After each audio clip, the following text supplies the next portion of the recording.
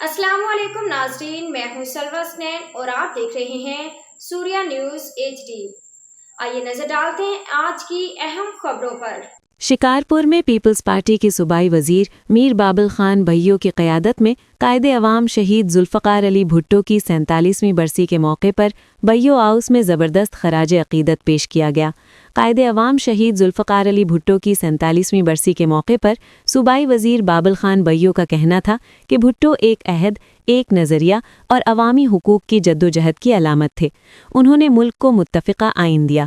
Peoples party ضلع کے general secretary اور district council chairman Zulfiqar Ali Khan کماریو نے کہا کہ بھٹو صاحب نے عوام میں سیاسی شعور بیدار کیا اور جمہوری حق حکمرانی اور خود مختاری کا احساس دلایا۔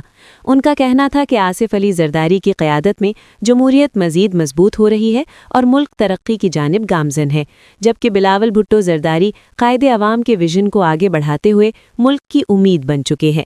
سابق وفاقی وزیر اور پیپلز پارٹی ضلع صدر عابد حسین خان بھائیو نے میڈیا سے گفتگو کرتے ہوئے کہا کہ شہید بھٹو نے تمام تر مشکلات کے باوجود پاکستان کو ایٹمی قوت بنانے کی بنیاد رکھی۔ لیڈیز ونگ ضلع صدر آپا نگہت منگی کا کہنا تھا کہ بے نظیر بھٹو نے اپنے والد کے نقش قدم پر چلتے ہوئے ملک کو میزائل ٹیکنالوجی کا تحفہ دیا۔ مقررین نے مزید کہا کہ مسلمانوں کو متحد کرنے کے لیے اسلامی سربراہی کانفرنس کا انعقاد شہید بھٹو کا ایک عظیم کارنامہ تھا، جس سے عالمی سطح پر پاکستان کا وقار بلند ہوا۔